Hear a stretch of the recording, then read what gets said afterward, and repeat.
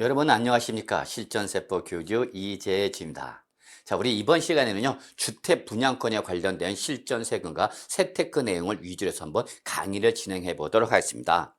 자, 우리가 항상 제가 말씀드린 거, 세법은 알면 알수록 빠져나갈 수 있고, 모르면 모르는 대로 다 내는 것이 세금이다. 즉, 세금은 알할 바 뭐뭐다라는 거 다시 한번 여러분한테 주지시키면서 본 강의에 들어가도록 하겠습니다.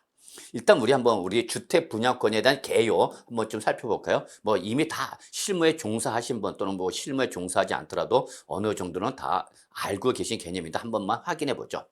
자, 우리가 통상적으로 세법에서 말하는 분양권이것은 도시및 주거환경정비법상 재개발이라든지 재건축 사업으로 인해서 바로 비조합원형이죠, 여러분. 비조합원형의 일반 분양에 대해서 그 당첨이 돼서 바로 그 새롭게 완성되는 주택을 바로 취득할 수 있는 권리. 이거 뭐 가장 기본적인 우리 아파트, 요거를 우리가 일반적으로 조합원 입주권 또는 뭐 분양권 이렇게 말씀드릴 수 있는 거죠. 또 이런 거 말고도 우리 주택법상 청약 제도 등을 통해서 공급되는 과정에서 분양 신청에서 당첨돼서 그 완공되는 주택을 취득하시는 권리, 이런 것은 우리가 통상적으로 세법에서 말하는 분양권 그러는 거죠. 근데 결국은 우리 세법에서 말하는 분양권은 어떤 거죠, 여러분? 주택 분양권이죠. 주택 분양권에 대한 것이다라는 걸 일단 전제로 해놓고 여러분이 좀 알고 계시 기 바랍니다. 물론 분양권은 주택 말고도 여러분 뭐 상가라든지, 그죠, 여러분? 상가 건물이라든지 또는 뭐 오피스텔 이런 것도 있죠, 여러분. 자, 이런 것도 있지만 우리 세법에서 말하는 분양권은 바로 우리 주택 분양권을 말한다. 이렇게 봐두시면 전혀 무리가 없겠습니다. 그래서 분양권 중에서도 주택을 대상으로 한 것을 말한다라는 거 한번 좀 봐두시면 될 것 같고요. 자, 이때에 우리 아파트 분양권 뭐 전매가 가능하죠? 물론 주택법에서 전매 제한이 있지만 거기에는 예외가 있죠, 여러분. 자, 어쨌거나 실무에서는 우리가 소위 말하는 딱지의 매매, 딱지라고 하면서 우리 실제 미등기 전매가 이루어지고 있죠. 자, 요 과정 한번 우리 잠깐 살펴본다면 일단은 아파트 분양 신청하면 여기서 청약을 하는 거죠, 여러분. 그래서 청약에서 뭐 우리 신청해서 당첨됐을 때 이제 우리 베리 콩글레줄레이션이 되는 거죠. 저도 한때 위례 신도시 아파트 분양 신청했다가 뭐 점수가 부족해서 떨어졌습니다만, 근데 희한하게도 발표 나기 전날에 제가 알고 있던 공인중개사한테 연락이 옵니다. 교수님, 이분이 위례 신도시 분양 신청한 거 당첨이 안 됐는데 혹시 취득할 의향이 있습니까? 라고 물어보는 전화가 오긴 왔었어요, 여러분. 희한하죠? 예. 자, 어쨌거나 당첨이 됐다. 그러면 일단 기본적으로 분양계약이 당첨됐으니까 분양계약에서 당첨된 자는 바로 그 건설회사와 바로 계약을 맺겠죠. 분양계약을 작성하겠죠. 자, 그리고 나서 이제 그 분양 조건에 따라서 그죠, 여러분? 아파트의 계약금과 중도금과 잔금을 지급하고 입주를 하면 되는 거죠, 여러분. 자, 그런데 나는 입주를 포기하고 중간에 뭐 하는 거죠, 여러분? 전매하는 거죠, 여러분. 자, 그래서 이렇게 나는 분양권을 중간에 매도하겠다는 얘기죠. 그래서 바로 요 매도자와 매수자 간의 매매 계약을 체결하는 거죠. 이때 바로 전매가 일어나는 거죠. 전매가 일어난다 보시면 되죠.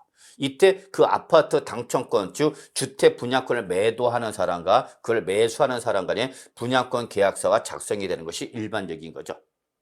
자, 그래서 이렇게 매매 계약이 있게 되면 그 매매에 대해서 바로 우리 부동산 거래 신고 등에 관한 법률에 따라서 실지 거래가에 대한 실지 거래가를 신고할 의무가 있는 거죠. 그래서 우리 아시다시피 예전이 아니죠. 지금 이제 우리 부동산 거래 신고 등에 관한 법률에 따라서 바로 계약을 체결하면 계약 체결일로부터 30일 내에 그 소재지를 관할하는 지방자치단체인 시군구에 실지 거래가를 신고를 하게 돼 있죠. 물론 이때 공인중개사가 개입됐을 땐 당연히 공인중개사한테 신고 의무가 있다는 거 뭐 여러분 다 아시죠? 자, 이때에 전매를 했을 때에 바로 요 매도자는 당연히 그 전매할 때에 뭐를 받았을 거다? 여러분 피를 받았겠죠? 프리미엄을 받았죠. 그럼 이 피가 바로 우리 양도소득세 과세 대상이 되는 양도차익이 되는 거죠. 그래서 바로 요 양도차익이 돼서 매도자는 양도소득세를 신고 납부를 해야 되는 거죠. 그래서 결론은 아파트 당첨권을 매도한 사람은 그 피해에 대해서 양도소득세가 부과된다. 따라서 법에서 정하고 있는 예정신고 기한 내 예정신고나 확정신고를 해야 된다는 거 알고 계셔야 되겠죠? 이때 매수자는 단순히 권리를 취득한 거기 때문에 분양 계약서를 수령만 하면 되는 거고, 이때는 취득세 납세 의무는 있다 없다? 없다라는 거죠. 그래서 이 주택 분양권이나 아파트 당첨권을 미등기 전매 등으로 취득했을 때 또는 뭐 상속이나 증여나 승계 취득했을 때에도 역시 취득세는 납세의무가 있다 없다? 없다. 그래서 권리인 상태에서는 일단 취득세는 과세가 되지 않는 거죠. 다만 이 권리가 나중에 이제 뭐로 바뀌면 바로 주택으로 완성이 되면 이때는 바로 요 주택의 취득에서 취득세가 과세가 되는 거죠. 그러니까 여러분 요거 하나만 아시면 되는 거죠. 이 분양권을 매수한 사람 입장은 분양권 상태에서 매수할 때는 취득세 과세 대상은 아니다. 그러나 그걸 양도한 사람은 양도소득세 과세 대상이다라는 걸 알아두시면 되는 거죠. 자, 이때에 만약에 이 분양권의 전매를 하는 과정에 있어서 이미 대출을 받았다. 그럼 그 은행 대출에 대한 승계가 있게 되는 거죠. 누가 매수자가. 그러면 그때는 은행 가서 바로 은행 대출 승계 신고를 해야 되는 거죠. 그래서 지금 전 매도자가 채무자로 됐던 걸로 이제 바로 채무자 변경을 하기 위해서 이제 우리 은행에 가서 은행 대출금 승계서를 작성하게 되죠. 앞으로 이제 내가 갚겠다라고 승계를 받는 거죠. 그럼 그에 따라서 은행과 권리 승계 의무 승계 계약을 맺는 거죠. 예. 그래서 이 권리 의무에 대한 승계 계약서를 작성하게 된다. 권리 의무에 대한 승계 계약서를 작성하는 거죠. 이 과정에서 시행사나 시공사가 개입돼서 분양계약서에 날인하다 보니까 일반적으로 보통 계약서가 5부 정도가 작성되는 것이 일반적이다라고 보시면 되겠습니다, 여러분. 예.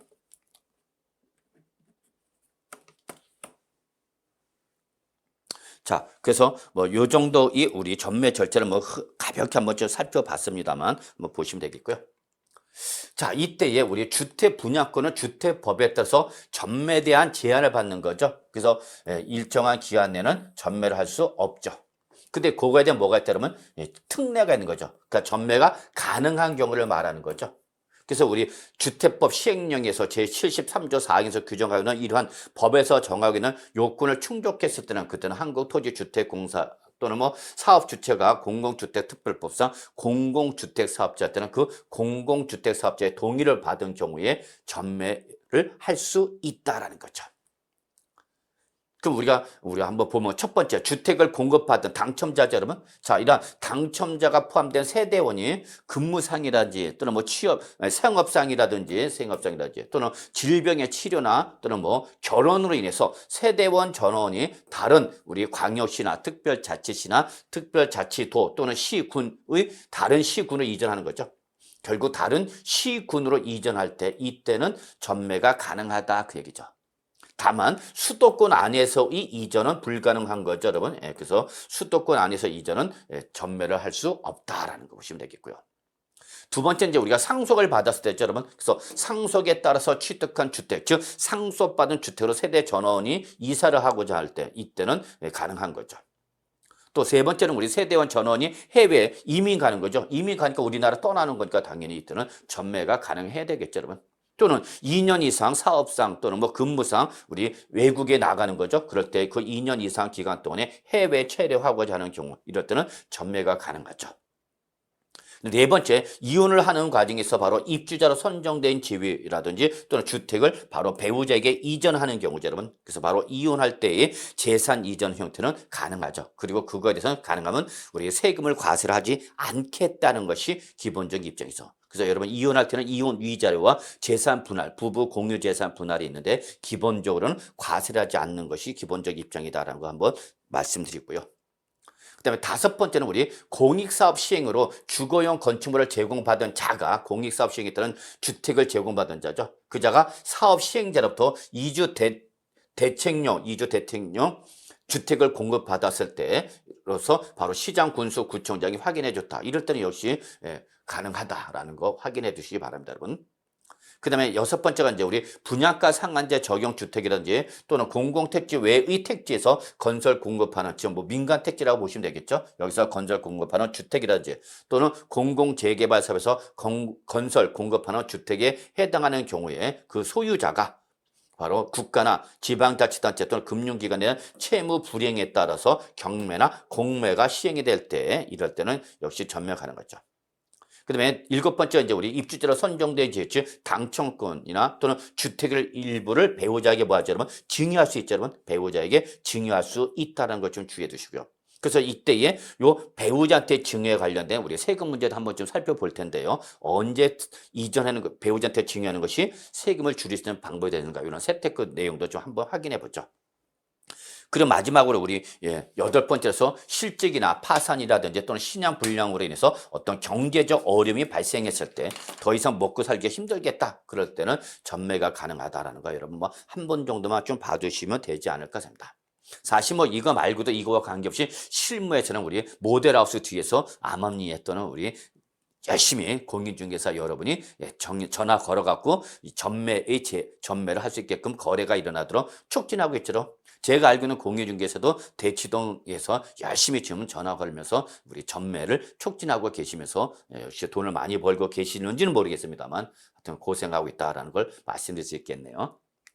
자, 그래서 여러분 뭐 여기까지 우리 분양권에 대한 기본적인 내용 여러분 다 알고 계시겠지만 한번 좀 봤었고요. 자, 우리 이제 지금부터 주택 분양권을 취득했을 때 우리 취득세 과세 여부의 내용을 한번 좀 살펴보도록 하겠습니다.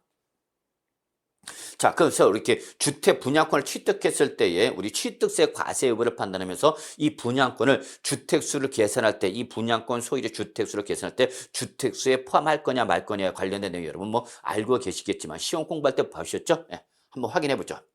자, 그러면 일단 우리 취득세에서 주택 분양권이 나오죠, 여러분. 그래서 주택 분양권이 나오는 게 우리가 기본적으로 취득세와 양도소득세에서 나오죠. 그래서 보유 단계에서는 발생하지 않고 그러면 우리 취득했을 때 취득세 과세 여부, 그다음에 이 분양권을 양도했을 때 양도소득세 과세 여부에 따라서 취득세와 양도소득세에서 나오는데 이때 취득세에서 말하는 주택 분양권은 뭐냐는 얘기죠. 취득세에서 말하는 주택 분양권은 뭐냐? 규정이 되어 있죠, 여러분. 그래서 부동산 거래 신고 등에 관한 법률에 따라서 부동산에 대한 공급 계약을 통하여 바로 주택이죠, 여러분. 주택을 공급받는 자로 선정된 지위를 우리는 주택 분양권이란다. 그래서 부동산에 대한 공급 계약 중에서 바로 뭐 여러분 주택이죠. 주택을 공급받는 자로 선정된 지위를 우리는 주택 분양권이라 하는 거고 이러한 분양권의 지위를 매매라든지 또는 뭐 증여, 뭐 상속 등의 방법을 취득하는 것을 모두 포함한다라는 걸 확인해 주시면 되겠습니다. 자, 그럼 내가 만약에 이런 주택 분양권을 청약해서 당첨됐을 때 당첨자로서 그 분양권을 취득했을 때가 있을 것이고 이거를 미등기 전매 등으로 해서 승계 취득한 뒤에 취득이 일어날 수가 있겠죠. 자, 그래서 이러한 전매 등에서 취득했다. 이러한 주택 분양권을 뭐 했을 때는 취득했을 때는 우리 취득세는 어떻게 할 거냐는 얘기죠. 이때는 단순히 주택 분양권을 단순히 부동산을 취득하는 권리로 보는 거죠. 그래서 지방세법상 우리 원시 당첨에 따른 원시 취득은 물론 당첨에 따른 원시 취득은 물론이고 전매 등에 의한 분양권을 뭐 한다 그러면 승계 취득하는 경우죠. 그럴 때도 그거는 취득세 과세를 한다 안 한다? 안 하는 거죠. 그냥 단순히 이 주택 분양권을 원시 당첨해서 원시 취득했거나 또는 전매등에서 승계 취득했거나 이거는 단순한 권리에 불과한 거기 때문에 취득세 과세에 대해서 열거되어 있다, 열거되어 있지 않죠? 열거되어 있지 않죠. 그렇기 때문에 취득세 과세를 한다, 안 한다? 안 하는 거죠. 그 주택 분양권 자체는 취득세 과세 대상이 아니다라는 거죠. 아시겠죠, 여러분? 근데 주의할 게 있죠, 여러분. 2020년 8월 12일 날, 2020년 8월 12일 날 이후부터 바로 이러한 분양권을 소유하고 있으면 분양권을 소유한 자의 세대별 주택수를 따질 때 세대별, 여기서 세대별은 개인인 경우를 말하죠, 여러분. 개인일 때는 항상 주택수를 따질 때 세대별로 따진다. 이것도 지금 꼭 좀 다시 한번 강조할게요, 여러분. 법인은 그냥 법인별로 주택수를 따지면 되는 건데 이 취득하는 자가 개인일 때는 취득자별이 아니라 세대별로 주택수를 따진다는 거 잊지 마시고요. 이때 당연히 요 주택 분양권을 갖고 있으면 요 주택 분양권도 어디에 주택수에 어떻게 하라면 포함하라 이게 중요한 거죠. 그래서 세대별 주택수를 계산할 때에 또는 법인의 주택수를 계산할 때에 요 뭐를 가지고 있으면 분양권을 가지고 있으면 요 분양권을 주택수로 계산할 때 어떻게 하라면 소유하는 자의 주택수에 포함하라는 거 이게 제일 중요한 거죠, 여러분.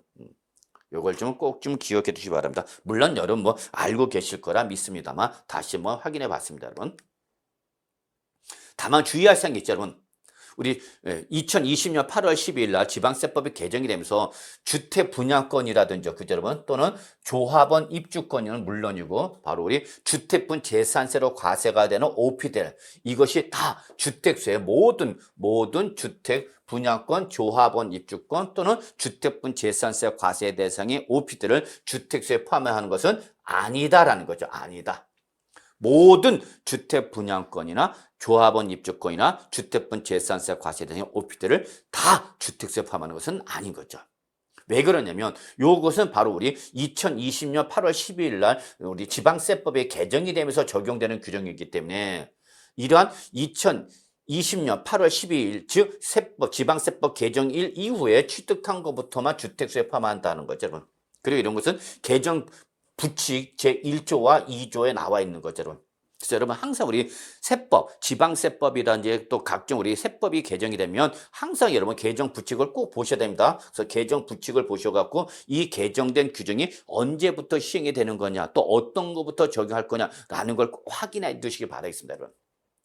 따라서 이것은 우리 주택수를 계산할 때 분양권과 입주권과 주택분 오피텔 이것을 포함하는 것이 2020년 8월 10일 이후에 취득한 것부터만 적용하는 거기 때문에 2020년 8월 11일 이전에 취득한 주택 분양권이나 입주권이나 또는 주거용 오피텔은 주택수에 포함한다, 포함하지 않는다, 포함하지 않는다. 이걸 꼭 기억해 두셔야죠. 그냥 이때는 2020년 8월 11일 이전에 취득한 분양권 등은 그냥 단순한 부동산, 즉 주택을 취득하는 권리로만 보기 때문에 주택수에 포함하지 아니한다는 걸 꼭 해두시죠. 그래서 날짜를 꼭 확인해 두셔야죠. 그래서 분양권이나 조합원 입주권이나 우리 주택분 재산세 과세 대상인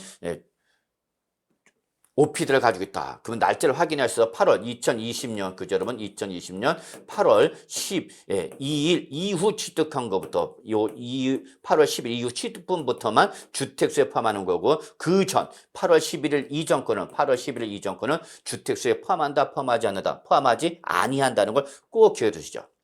그러면 만약에 자 2020년 8월 11일 이전에 아파트 청약돼서 당첨이 됐죠. 그러면 이때의 아파트 당첨권이 자 2023년도 완공돼서 일로 주택을 취득했다는 얘기죠.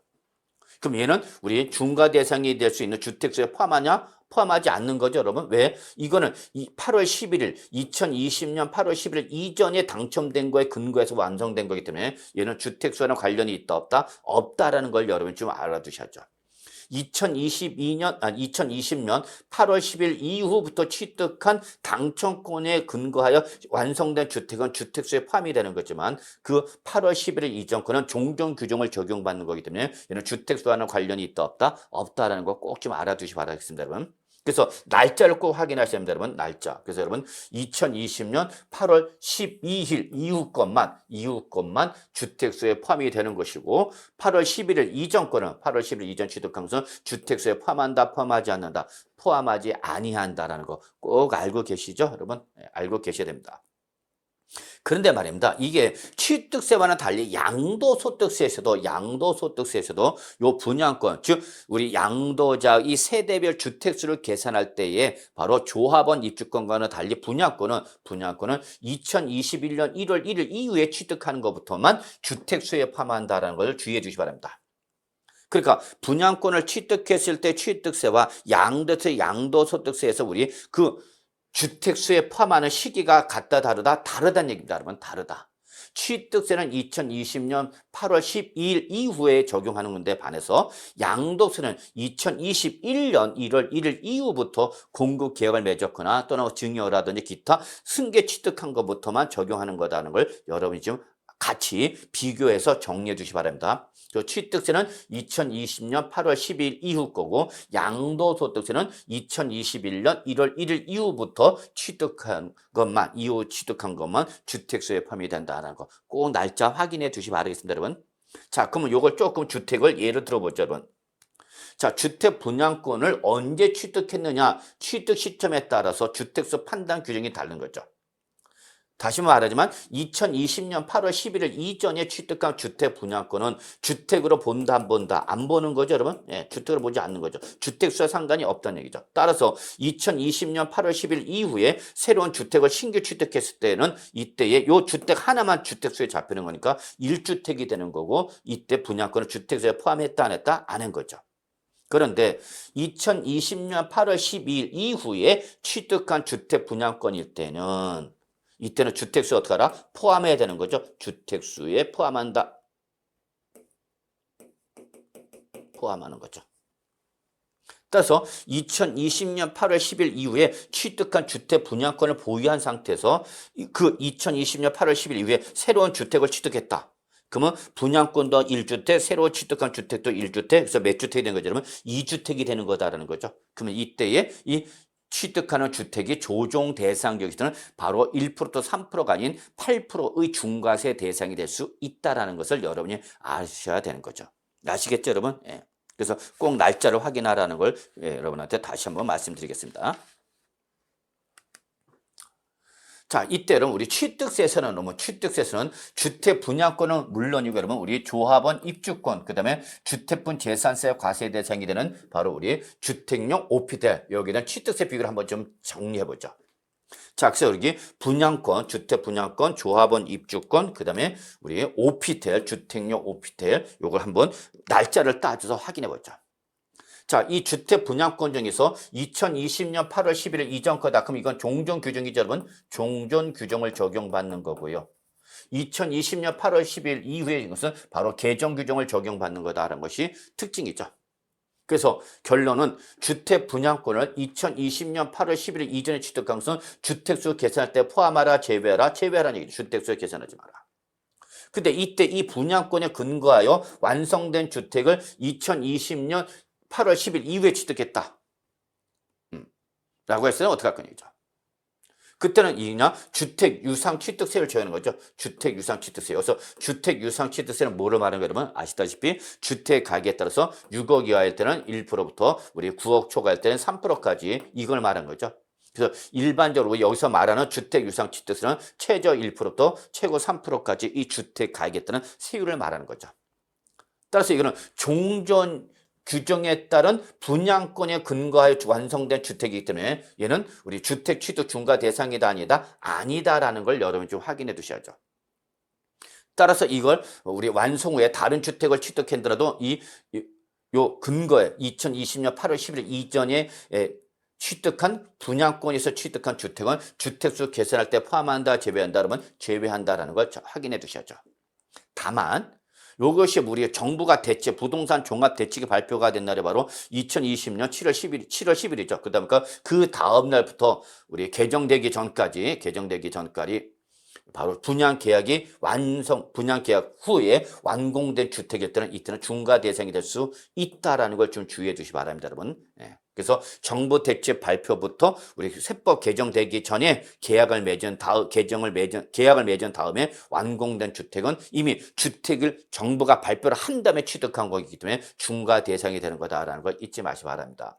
근데 주택 분양권을 2020년 8월 10일 이후에 취득했다. 그러면 일단 개정 규정을 적용받는 거기 때문에 당연히 주택수에 포함이 되는 것이고 요 2020년 8월 10일 이후에 취득한 요 주택 분양권에 따라서 완성된 주택을 취득하게 되면 이때는 역시 주택 유상 취득세를 기본적으로 1%또 3% 적용하지만 이때 취득하는 요 완성된 주택의 조정 대상 지역 여부와 주택수에 따라서 주택 취득 중과세가 적용될 수 있는 거죠. 그래서 8%나 또는 12% 등으로 중과세 대상이 될 수 있다라는 거죠, 여러분.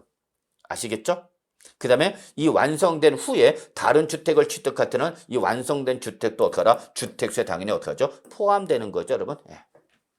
이거에 똑같이 바로 이제 우리 조합원 입주권이나 또는 우리 주택분 재산세와 과세 대상의 오피도 똑같이 적용되는 거죠.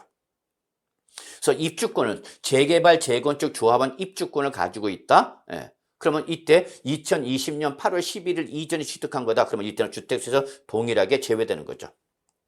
물론 이제 우리 입주권에 근거하여 완성된 주택이다. 그러면 이때는 이 조합원으로서 취득한 거기 때문에 원시 취득이 되는 거죠. 그럼 기본적으로 취득세 2.8%가 적용되는 거죠.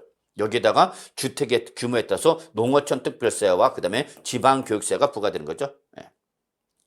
자, 그러나 이때 주택취득 중과세는 적용한다 안 한다? 안 하는 거죠. 왜? 2020년 8월 11일 이전 종전 규정에 따라서 완성된 거기 때문에 이는 중과 대상에서 제외된다는 거 잊지 마시고요. 또 이후에 완성된 후 다른 주택을 취득했다더라도 이 완성된 주택은 주택수에 포함한다, 제외된다 그러면 제외되는 것이다라는 거죠. 그런데 반해서 2020년 8월 10일 이후에 취득한 것은 개정 규정에 따라서 당연히 조합원 입주권도 주택수에 어떻게 하는 거죠? 포함하는 거죠. 입주권도 주택수에 포함하고 그 입주권에 근거하여 완성된 주택 당연히 원시 취득 2.8% 등을 적용하면서 주택 취득 중과세 대상이 될 수 있는 거죠. 요거는 주택 취득 중과는 적용하지 않죠. 네. 네. 자, 이거는 원시 취득이 되는 거기 때문에 여러분, 그렇죠? 그래서 원시 취득이 된 중과 대상이 아닙니다. 예. 그다음에 완성 후 다른 주택을 취득했다. 그때는 주택수 어떻게 한다면 포함한다. 이 완성된 그 재건축 재개발 주택도 역시 주택수에 여러분 포함이 되는 거다라는 걸 잊지 마시기 바라겠습니다, 여러분. 자, 그다음에 OP들 한번 볼까요, 여러분? 자, 이것이 2020년 8월 11일 이전에 취득한 것은 OP들 종전 규정에 따라서 주택수에서 제외되는 거죠. 자, 그런데 이 OP들 취득해서는, OP들 자체를 취득해서는 이때는 취득할 당시에는 OP들의 용도가 확정되지 아니한 상태이기 때문에 용도 구분 없이 그냥 부동산 유상취득세율 적용한다는 거죠. 부동산 유상취득세율이죠. 그러니까 바로 몇 프로 여러분? 유상승계취득세율 4%가 적용되는 거죠. 그래서 여러분 보셔야 돼요. OPT는 일단 취득할 때는 용도에 관계없이 그냥 일반적인 부동산 취득을 본다는 걸 주의해 두시고요. 다만 취득한 이후 보유하는 단계에서 어떠한 용도로 사용하느냐에 따라서 OPT는 주거용으로 사용하면 주택으로 볼 수가 있는 것이고 사무용으로 업무용으로 사용하면 이때는 주택으로 보지 않는 거라는 걸 여러분이 알고 계셔야 되겠죠. 물론 주택용 OPT를 2020년 8월 10일 이후에 취득한 거다. 그럼 이때는 개정 규정을 적용받는 거죠. 그렇기 때문에 이때는 당연히 주택수에 포함이 되면서 다만 이때 요 시가편액이 1억 원 이하의 OPT는 주택수 계산할 때 제외된다는 거 이것도 좀 주의해 주시기 바랍니다, 여러분.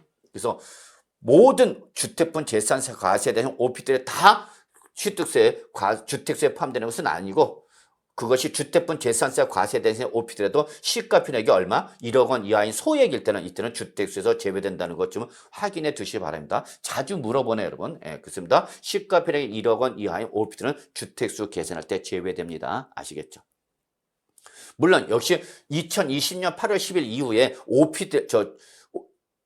OPT를 취득했다. OPT를 취득했다. 그때도 역시 용도 구분 이시 없이 그냥 부동산 유상승계 취득세율 4% 적용한다는 걸 뭐 여러분 확인해 주시면 되겠죠.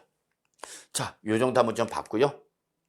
자, 이때 우리가 주택수를 계산할 때 우리 세대별 소유 주택수 산정 방법 좀 살펴볼 필요가 있죠, 여러분. 그래서 주택수 여러분 다 아시다시피 그죠, 여러분? 2020년 8월 12일부터 주택을 취득할 때는 그때는 그 주택의 주택수와 그다음에 조정 대상 지역 여부에 따라서 주택수가 1%부터 3%의 유상승계 취득세를 적용되거나 또는 중과가 돼서 2주택자가 되죠. 그래서 조정 대상인의 2주택자가 되거나 또는 비조정 대상 지역에서 3주택자가 될 때는 여러분 8%세를 적용받는 거죠, 여러분. 물론 아시다시피 여러분 꼭 알고 계시는 단 일시적 2주택일 때는 그래서 이사를 한다든지 그죠, 여러분? 또는 우리 학업 또는 취업 또 직장 이전 등 이러한 일시적 2주택일 때는 이때는 8% 중과 대상에서 제외되는 거죠. 그래서 이때는 1%부터 3% 적용한다. 그러나 항상 일시적 2주택이 여러분 8% 중과 대상에서 빠져나가서 1%또 3%세를 적용할 때는 뭐 들어가죠, 여러분? 사후 관리 들어간다. 꼭 기억해 두셔야죠. 아주 중요한 규정이죠.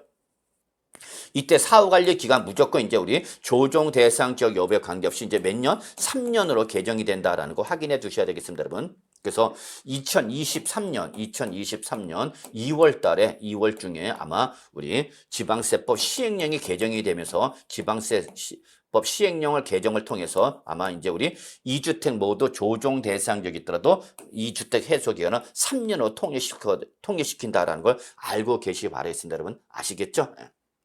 자, 그래서 현재 제가 강의를 하는 과정에서 아주 요게 시행령이 개정이 되지 않은 상태지만 요거는 이미 정부가 발표한 거기 때문에 발표 당시 이미 발표를 한 거기 때문에 제가 강의할 당시에도 개정되지 않았지만 개정되는 것으로 전제해 놓고 강의가 이루어집니다.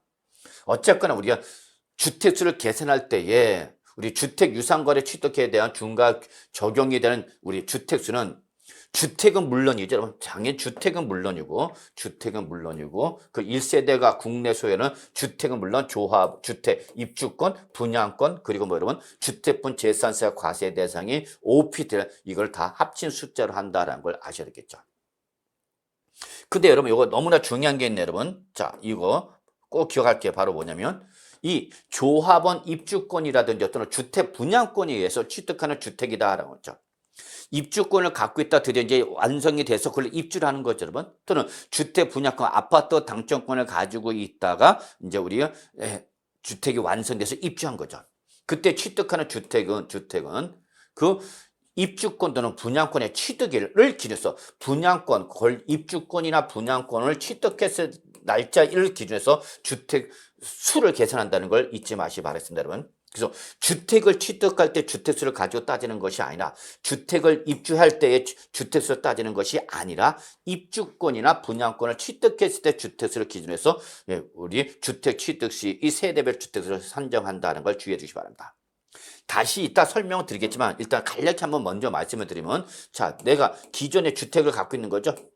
기존의 주택을 갖고 있는 상태에서 취득해서 갖고 있는 상태에서 내가 지금 여러분 조합원 입주권이나 아파트 당첨권을 취득한 거죠. 아파트 당첨권을 취득했다는 얘기입니다. 그럼 요 당시에는 취득세 과세하는 거 안 하는 거? 안 하는 거죠, 여러분. 왜? 이때는 권리니까. 자, 그리고 나서 요 아파트 당첨권에 근거하여 이제 우리 신규 주택이 완성된 거죠. 주택이 신축됐죠. 자, 신축돼서 요 당첨권에 근거해서 요거 뭐 하는 거예요, 여러분? 입주를 하는 거죠. 입주를 하는 거죠. 그러면 이때에 이 취득하는 주택.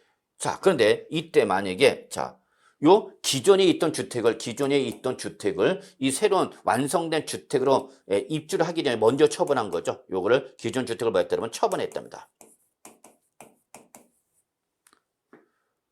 그리고 이제 새로 완성된 주택을 입주한 거죠. 그러면 이때에 이 주택수를 이때는 취득세를 과세를 하는데 이때에 취득세를 과세를 할 때 주택수는 몇 주택지로 봐야 되는 거냐? 이미 기존에 가지고 있던 주택은 뭐였고 그러면 처분하는 상태에서 요 아파트 당첨권에 근거하여 완성된 주택으로 입주를 한 거죠. 그럼 요 주택을 취득할 때 몇 주택이죠? 여러분 1주택인 거죠. 그런데 이때 주택수는 요때의 주택수를 가지고 따지는 것이 아니라 아파트 당첨권을 취득했을 때의 주택수를 따지는 거죠. 그러니까 아파트 당첨권을 취득해서 이미 주택을 하나 갖고 있었기 때문에 우리는 몇 주택으로 보는 거죠, 여러분? 2주택으로 보는 거죠, 2주택. 따라서 그 완성되기 전에 종전 주택을 처분해서 이 완성된 주택을 취득했던 1주택이더라도 우리는 1주택제로 보는 것이 아니라 몇 주택의 취득을 본다 그러면 2주택의 취득을 본다는 걸 꼭 기억하셔야 됩니다, 여러분. 아시겠죠? 그래서 요 입주권이나 분양권은 동일하게 적용되는 거기 때문에 여러분 입주권, 분양권 동일하게 적용된다는 걸 기억해 주시기 바랍니다. 아시겠죠, 여러분? 그래서 입주권이나 분양권을 가지고 우리 신축된 주택을 입주를 했을 때의 주택수는 요 완성된 주택의 취득 당시의 주택수를 가지고 따지는 것이 아니라 당첨권을 취득했을 때 또는 조합원 입주권을 취득했을 요때의 주택수를 가지고 따지는 거다라는 걸 여러분이 주의해 주시기 바라겠습니다, 여러분. 아시겠죠, 여러분? 예. 자, 한번 예를 들어볼까요, 여러분? 자. 요 갑이라는 사람이요. 다 서울에 A주택 하나, B 조합원 입주권 하나, C 분양권, 그 다음에 D 주거용 오피스를 보유하고 있는 상태에서 갑이 새로운 2주택 하나 취득했다 지금 그 얘기입니다, 여러분. 그럼 이때에 이 취득한 주택수를 계산할 때는 이 갑이 갖고 있던 이 취득할 주택을 요 2주택을 취득할 당시에 A주택 갖고 있었죠. 그 다음에 입주권 갖고 있네요. 분양권 갖고 있네요. 오피스를 갖고 있네요. 다 합하라는 얘기죠, 여러분.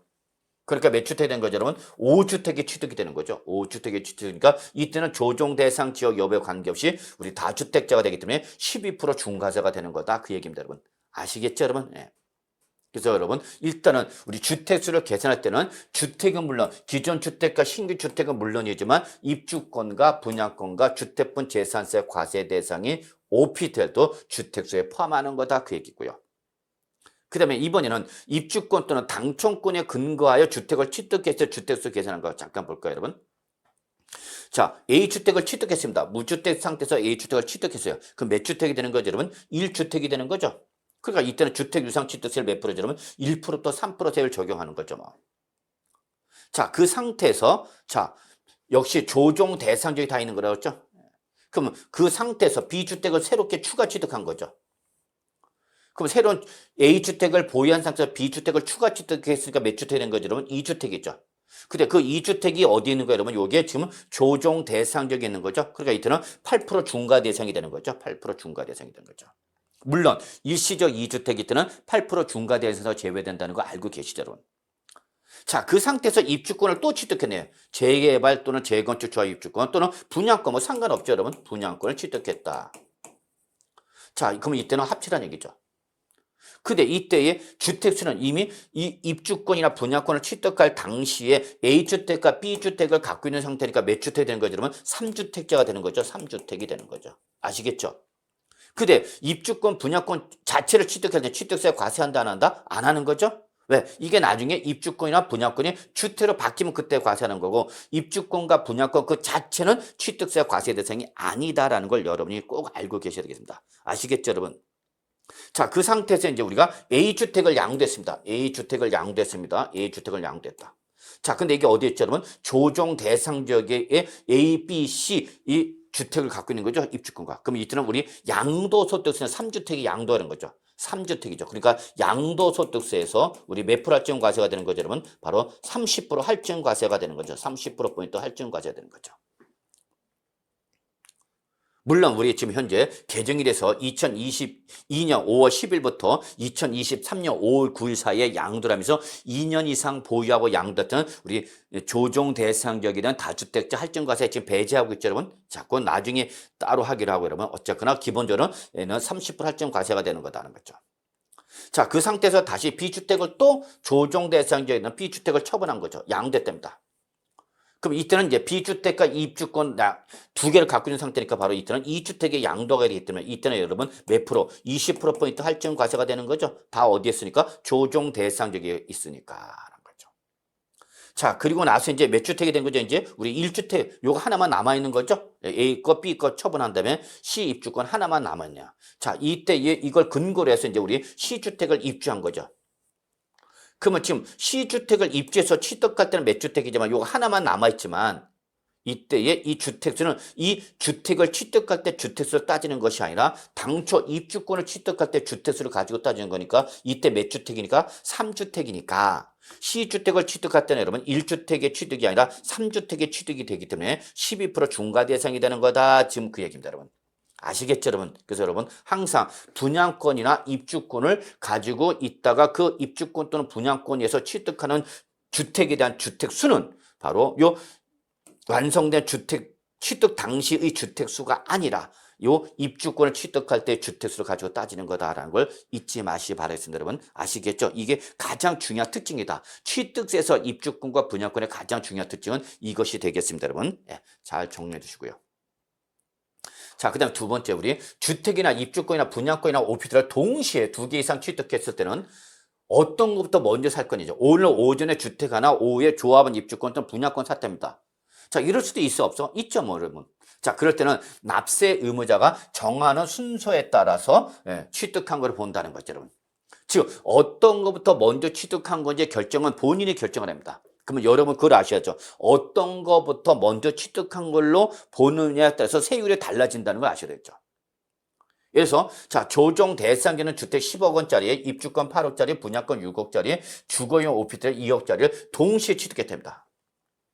동시에. 극단적인 예를 들었지만 어쨌거나 이 주택과 입주권과 분양권과 주택분 재산세 과세 대상의 오피스를 동시에 같은 날짜에 취득한 거죠. 그럼 어떤 것부터 먼저 취득한 거죠? 그럼 저는 당연히 주택을 먼저 취득한 걸 봅니다, 여러분. 왜? 주택을 먼저 취득한 걸 보면 요 주택 하나만 갖고 있는 거니까 1주택이 되는 거죠. 그러니까 지금 10억짜리 샀으니까 그냥 3%만 적용되는 거죠. 그 다음에 입주권과 분양권을 취득한 걸 보는 거죠. 그럼 이때는 취득세 자체는 과세 대상이 아닌 거죠. 그 다음에 오피트를 취득할 때는 오피트는 취득할 당시는 우리는 주거용, 비주거용, 주택 수 관계 이시 없이 그냥 주택 유상 취득세를 부동산이죠. 부동산 유상 취득세를 4% 적용하는 거죠. 아시겠죠, 여러분? 네, 이렇게 보시면 되는 거죠. 근데 만약에 입주권을 먼저 취득한 다음에 주택을 취득한 걸 봅시다, 여러분. 그럼 입주권을 먼저 취득한 후에 주택을 취득하면 주택을 취득할 당시 몇 주택이 되는 거라면 2주택이 되는 거죠, 여러분. 그럼 이때는 몇 프로? 8%가 중과 대상이 되는 거죠. 그 다음에 분양권과 오피트를 취득하면 그때는 바로 분양권 과세 대상이 아닌 거고요. 주택분 재산세 과세된 오피트는 4%만 내면 되는 거죠. 아시겠죠? 또는 분양권과 입주권을 먼저 취득한 다음에 나중에 주택을 취득한 걸 보는 거죠.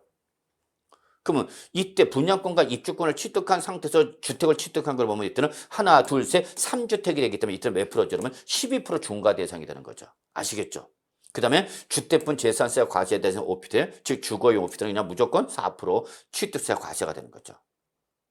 자, 만약에 주거용 오피트를 먼저 취득하고요. 그 다음에 분양권과 입주권을 취득한 다음에 맨 마지막에 주택을 취득한 걸 합시다. 그럼 이때는 주거용 오피트, 분양권, 입주권 다 주택세에 포함하니까 이 주택을 취득할 때 몇 주택이 되는 거죠, 여러분? 4주택이 되는 거죠. 그럼 역시 몇 프로 적용하는 거면 12% 중과 맞는 거죠, 여러분. 그러니까 순서에 따라서 여러분 다 주택을 먼저 취득한 걸 보면 그냥 3%, 1주택의 취득 3%가 되겠지만 그 전에 입주권이나 분양권을 먼저 취득한 게 되면 이것들이 다 주택수에 포함된 상태에서 주택을 취득하기 때문에 다주택자에서 중과 대상이 될 수가 있기 때문에 이거를 네가 결정해 그입니다. 그러니까 이런 걸 알아야 먼저 결정하는 거죠. 이걸 모르면은 주택수 선정을 잘못하면 중과 대상이 되는 거죠. 1%, 1주택이 돼서 3% 적용이 될 수도 있지만 3주택 이상이 되거나 4주택이 돼서 12%로 중과세가 될 수도 있다는 걸 여러분이 아셔야 되는 거죠. 단순히 순서에 따라서 달라지는 거죠. 그러니까 여러분이 꼭 알고 계시고 이런 걸 여러분이 바로 부동산 세금 컨설팅으로 여러분한테 고객에게 어떤 새로운 만족을 주면서 컨설팅료를 받아내셔야 되는 거죠. 아시겠죠, 여러분? 네, 이렇게 좀 봐두시기 바라겠습니다. 자, 그 다음에 이제 우리 세 번째, 1세대 내에서 세대원이 하나의 주택과 조합원 입주권, 주택 분양권 또는 오피스를 공동 소유하는 거죠. 공동 소유하고 있다. 그럼 그때는 어떻게 할 거냐? 그때는 각자가 각각 한 개의 주택이나 입주권이나 분양권 또는 오피스를 소유한 거로 본다랍니다. 자, 무슨 말인지 한번 볼까요, 여러분? 자, 부부가 1주택 하나를 갖고 있는 거죠, 여러분. 주택 하나를 부부가 60%, 40% 공동 소유가 있습니다. 이렇게 공동 소유를 취득이 됩니다. 자, 그럼 그때는 몇 주택이 취득인 거죠, 여러분? 1주택이 취득이죠. 1주택이죠, 뭐. 1주택이 취득이죠. 그래서 부부는 동일 세대원이기 때문에 1주택이 취득이 되는 겁니다, 여러분. 자, 그래서 1세대 1주택 취득을 보는 거죠. 근데 그 후에 이걸 취득한 이후에 자 부인의 명의로 조정 대상되어 있는 주택을 추가 취득했다 지금 그 얘기입니다, 여러분. 요 공동소유주택 하나 갖고 있는 상태에서 부인의 명의를 하나 더 산 거죠. 그럼 이때 부인은 이미 공동주택 하나 갖고 있는 상태에서 새롭게 하나 더 샀으니까 몇 주택이 되는 거면 2주택이 된 거죠. 그래서 바로 이때는 1세대 2주택이 되기 때문에 이때는 8% 중과 대상이 되는 거다라는 걸 확인해 두셔야 되겠습니다. 어쨌거나 부부가 1주택을 뭐 하고 있으면 여러분 공동 소유하고 있으면 여러분 그때는 1세대 1주택으로 봅니다. 여러분 1세대 1주택. 근데 그 공동 소유를 동일 세대가 아닌 다른 사람과 공동 소유할 때는 그때는 각자 1주택을 본다는 걸 주의해 주시기 바랍니다. 자, 예를 들어서 여기 A주택인데 여러분. A주택을 갑과 을이 60%, 40% 공동 소유하고 있다. 그렇게 봅시다. 여러분. 공동 소유하고 있다. 근데 만약에 이때의 이 갑과 을이 만약에 뭐라면 부부라면 이때는 부부라면 이때는요 우리 A주택은 누굴까 여러분? 1주택을 보는 거죠. 네, 1주택을 본다. 1세대 1주택을 보는 거죠. 근데 이 갑과 을이 동일 세대원이 아니랍니다. 그럼 이때는 갑도 1주택을 갖고 있는 거고 을도 1주택으로 갖고 있는 거로 본다. 각자 1주택을 본다. 그 얘기가 되겠습니다. 여러분 아시겠죠? 얘 두 번째 볼까요, 여러분? 자, 1세대가 기존에 이미 100% 갖고 있는 주택 하나, A주택 하나 갖고 있는 거죠. 예. 그런데 이번에 B주택을 신규 취득한 거죠. 예. 이 B주택 또 소유하고 있는 거죠. 근데 요거는 지분은 2분의 1, 50%만 공동 소유하는 겁니다, 여러분. 50%. 자, 이 상태에서 요 남은 지분, B주택의 남은 지분 50%를 유상 승계 취득하면 이때 적용하는 세율은 어떤 세율이냐, 그게 여러분. 그러면 이미 기존의 100%짜리 하나에다 50% 공동소유하는 거 하나 1.5주택 갖고 있는 거에서 남은 집은 요거 B주택의 남은 집은 0.5% 집을 추가 취득한 거죠. 그럼 그때는 1세대 몇 주택으로 본다 그러면 2주택으로 되는 거기 때문에 이때는 몇 프로 적용한다 그러면 8% 세로 있죠. 3주택이 아니라 2주택이 되는 겁니다, 여러분. 왜? 기존 남은 지분을 취득한 거니까. 남은 지분 추가 취득한 거니까 이거는 기존 주택수에 포함하기 때문에 2주택의 취득이다. 그 얘기가 되겠습니다. 아시겠죠? 자, 3번. 1세대가 기존에 집은 100%이 A주택 하나, 그 다음에 이 50% 갖고 있는 B주택 하나인 상태에서 다른 C주택의 50% 지분을 유상승계 취득했답니다, 여러분. 그러니까 이건 1주택 하나, 그 다음에 여기는 0.5, 이것도 또 0.5% 취득한 거죠. 그럼 이때의 C주택의 취득세는 몇 프로냐 이거죠, 여러분. 그럼 몇 주택으로 보는 거면 바로 요것도 하나 갖고 있고 요 50% 공동소유는 요것도 주택으로 보는 거고 또 50% 공동소유를 취득하면 요것도 주택으로 보니까 몇 주택이 되는 거죠, 여러분? 3주택이 되는 거죠, 3주택. 네. 주택권은 여러분 항상 주택을 뭐 하거나 그러면 공동 소유하고 있거나 또는 부속 토지만을 갖고 있어도 여러분 요거는 주택수에 포함한다. 네, 주택수에 포함한다는 걸 여러분이 꼭 기억해야 됩니다. 주택의 일부를 공동소유나 주택 부속 토지만 갖고 있어도 이거 뭐로 본다 그러면 주택 하나의 주택으로 본다는 걸 꼭 기억해 주시기 바랍니다, 여러분. 그렇기 때문에 이때는 3주택이 되기 때문에 12% 중과 대상이 될 수 있다라는 걸 좀 확인해 두시기 바랍니다, 여러분. 아시겠죠, 여러분? 네. 자, 그러면 상속을 해서 여러 사람이 공동으로 한 개 주택이나 입주권이나 분양권이나 오피를 공동 소유가 있다. 상속이죠, 여러분, 상속. 단순 공동소유나 상속을 받았다, 여러분. 그럼 이거 누구 거로 볼 거냐는 얘기입니다. 상속을 인한 공동소유 주택일 때 누구 거로 볼 거냐 그 얘기죠, 여러분. 그때는 지분이 가장 큰 상속인 거로 봅니다. 다만 지분이 가장 큰 상속인은 2명 이상이다. 그러면 그때는 그 주택이나 오피스에 거주하는 사람이 있으면 거주하는 자의 주택을 보는 거고 거주하는 자가 없다. 그럼 그때는 역시 우리나라 마지막 뭐죠? 나이가 가장 많은 사람. 너 몇 살이야, 자식아? 싸가지 없는 놈 같은. 아시겠죠? 그러면 예를 들어서 여러분 1주택을 자녀 갑과 을이 60% 40% 공동 상속을 받았답니다. 주택 하나를 자녀 갑과 을이 60%와 40% 공동 상속을 받았답니다. 그러면 이때 취득세 누가 내는 거죠? 상속인 각자가 내야 되는 거죠. 상속인 각자. 누가? 갑을 각자가 내는 거죠, 뭐. 다만 전체 가격이 아니라 자기 공동 상속 받으니까 자기 뭐에서만 지분에 해당하는 물건에 대해서 취득세 내면 되는 거죠. 그래서 그 상속받은 주택의 시가 표준액에다가 바로 상속에 따른 2.8% 취득세 내면 되는 거죠. 이거를 갑과 을이 60%와 40% 나누어서 내면 되는 거죠, 여러분. 근데 상속을 받은 다음에 5년 지났어. 5년 지난 다음에 갑을 각자가 조정 대상되는 1주택을 하나씩 추가로 취득해 됩니다. 갑도 하나, 을도 하나씩 더 산 거죠. 그럼 이때 이 상속받은 주택을 누구 거로 버렸죠, 여러분? 지분이 가장 큰 자 거로 봤죠. 그러니까 지분이 가장 큰 자니까 누가 될까요, 여러분? 갑의 주택을 보는 거죠. 갑 주택을 보라. 그 상태에서 갑의 주택을 보니까 갑이 하나 더 샀으니까 갑은 몇 주택자, 여러분? 2주택자가 되니까 8% 중과 대상이 되는 거고요. 을은 이거 상속받은 주택을 보지 않았으니까 1주택이 되기 때문에 얘는 바로 1%또 3%는 거죠. 그러니까 여러분 가장 좋은 공동상속은 몇 프로 여러분? 51%와 49%로 받는 게 가장 좋은 거죠. 그래서 형님 51% 드시고요. 저는 49% 막을게요. 그러면 요 51% 지분이 가장 큰 제 주택으로 잡힌다. 그 얘기가 됐습니다, 여러분. 아시겠죠, 여러분? 예. 자, 이때 우리 주택 분양권에 대한 취득세 한번 좀 확인해 보죠, 여러분. 그래서 일단은 권리를 취득했다. 분양권이란 권리 자체를 취득했다. 그러면 이때는 단순한 부동산에 관한 권리, 이 취득으로 보기 때문에 별도 취득세 과세한다, 안 한다? 안 한다는 거죠. 근데 이 분양권에 의하여 이제 주택을 취득한 거죠. 분양권에 의해, 요 권리를 취득했을 때 취득은 그럼 언제 취득한 걸 볼 거냐, 그 얘기들은. 그러면 당초 분양 사업자로부터 취득했다. 원시 취득한 거죠. 당첨. 그러면 그때는 분양 계약일입니다, 여러분. 계약일입니다. 우리 분양 계약일을 취득한 걸 봅니다.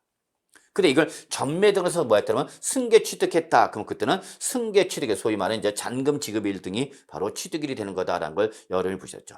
그래서 원 당첨자냐 승계 당첨자냐에 따라서 원 당첨자는 분양 계약일에 취득한 걸 보는 거고 승계 취득했을 때는 승계 취득일에 잔금 지급일에 취득한 걸 본다라는 걸 봐 두시기 바라겠습니다, 여러분. 그다음에 만약에 이 분양권에 근거해서 이제 주택을 취득한 거죠, 여러분. 그럼 이제 주택 취득이니까 취득세 과세해야 돼, 안 해야 돼? 해야 되는 거죠, 당연히. 주택을 취득했으니까. 그럼 언제 취득한 걸 볼 거냐죠. 잔금 지급일과 등기 접수일 정도로 그러면 빠른 날이죠. 다만 이제 우리 2023년부터는 이 잔금 지급은 무조건 뭐가 되는 거예요? 그러면 사실상이 되는 거죠. 다만 사실상이 확인이 안 된다. 그러면 그때는 어쩔 수 없죠. 여러분 계약상으로 간다라는 것만 순서 기억해 두시고요. 이때에 요 아파트 주택에 대한 과표는 어떻게 되는 거냐? 최초 분양받은 자다라고 했으면 이때는 일반 분양가에다가 옵션 선택했으면 그 옵션 가액을 더한 금액으로 취득한 거죠. 그러니까 이게 바로 취득 가액이 되는 거죠. 근데 이걸 전매도로 승계 취득한 사람이다라고 하면 이때는 일반 분양가에다 옵션 가액을 더한 금액, 여기에다가 이제 뭐가 붙었을까? 피가 붙었던 바로 피가 더한 금액이 바로 취득세 과표가 되는 거다라는 거죠. 프리미엄을 지급했을 때는 그 프리미엄도 취득 가액에 포함하는 거다라는 걸 잊지 마시고요. 그 다음에 이때에 우리 세율은 주택 취득세에 따라서 1%짜리 1주택일 때는 1%또 3% 또는 중과 대상일 때는 8% 12% 중과 대상이죠. 다만 이때 주택 수는 이때 1주택이냐 다주택이냐 주택 수는 요 완성된 주택을 취득했을 때가 아니라 요 당첨권 분양권을 취득했을 때 주택 수다라는 거 다시 한번 말씀드릴게요, 여러분. 자, 어쨌거나 분양 입주를 했을 때 그 입주한 주택이란 취득세 신고는 잔금 지급일에 취득한 거라고 그날부터 며칠 이내 60일 이내와 등기를 하게 된다. 그럼 그 중에서 어떤 날 여러분 빠른 날이다라는 걸 좀 확인해 두시기 바랍니다. 여러분 아시겠죠, 여러분? 자, 그래서 이번 시간은 여기까지 일단은 하도록 하겠습니다.